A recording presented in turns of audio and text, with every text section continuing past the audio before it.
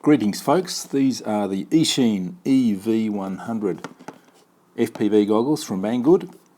These are the cheapest entry-level proper two-screen goggles on the market. Let's have a look at some of the specs.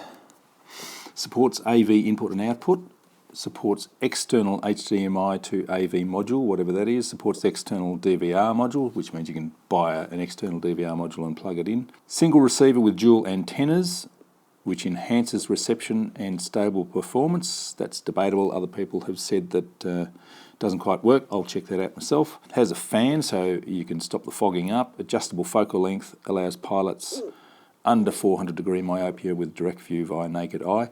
Now, whenever I use the box style goggles, like the head players or the Eachine, the other Eachine box style goggles, I have always had to put strong close-up glasses in them to be able to focus on the screen. With these goggles, the adjustment is enough so that I can focus on the screen without needing any extra diopters, which is great. Adjustable IPD, intrapupillary distance, 58 to 68 millimeters. I've got a fairly large IPD, and now it says 68 millimeters. Mine aren't anywhere near 68 millimeters. That is absolutely enormous, and I can just get it wide enough. Same as the Aomway Commanders, I can just get them wide enough for me to be comfortable. So a little bit more adjustment would be good in that area.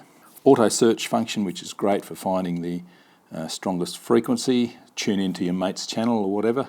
It also has 3 racing modes, which just selects 4 channels spread as far apart as possible across the spectrum, or 6 channels or 8 channels for 4, 6 or 8 pilots. That's a nice little idea, that one.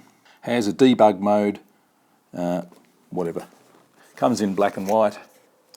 Comes with the goggles, a 7.4 volt, 1000 milliamp hour battery, 2 rubber ducky antennas, RP SMA, USB data cable and user manual. Okay, let's open it up and have a look. 72 channel it says, that's amazing. Now I've seen some other reviews on these goggles and some people think they're fine, some people don't like them, but they are the cheapest entry level proper goggles, so you've got to cut them a bit of slack, I think.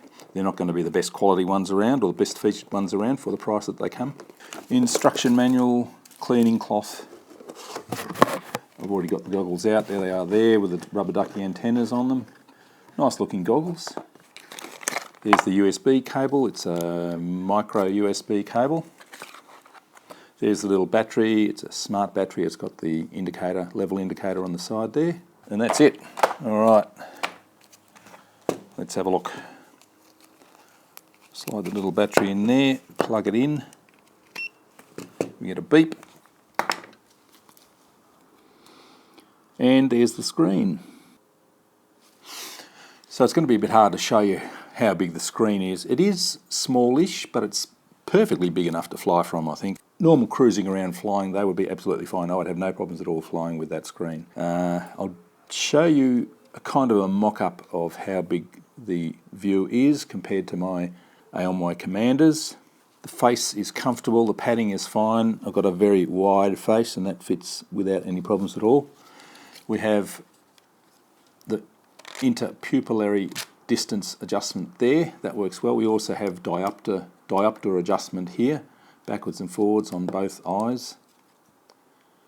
On off for the fan over here, and the little micro USB port over on that side. We have channel selections there, and a little joystick there for adjusting brightness and contrast, I believe. Whip up a little FPV feed. There we go. So that gives you a view of the screen. I don't know if it'll show you very well, but it's not too bad at all. Plenty of resolution, plenty of sharpness, good image. Let's just move that around. Alright, so on this side we have a headphone jack so that you can plug it in your ears. On this side we have the AV in and out. Battery indicator here. Looks like you push the button and it gives you a level reading there. That's nice, I like that. So you get a buzzer warning if the battery drops below 6.8 volts. Still got the plastic on those covers too. the screens come with a plastic cover, protective cover, which you probably want to take off if you want a really good view. There we go. Pull them off, you'll get an even better view. Oh yeah, that makes it clearer. So I can read the on-screen display easily. Band E channel 1, 5705 MHz, battery level, and I've got voltage telemetry with that camera, and that appears on the screen as well. Nice and clear, good resolution. Now the antenna connectors are RPSMA, which means that they have a prong in the middle. So you need an antenna with a hole in the middle, which are the red Aomways or the red Fatsharks. Make sure you have a hole in the middle of the antenna. So I'm going to test out the Eachine goggles while Virginia flies my plane. We're away. So I've got a pretty good view. It's a bit dark. I think I may brighten it up a bit if I can.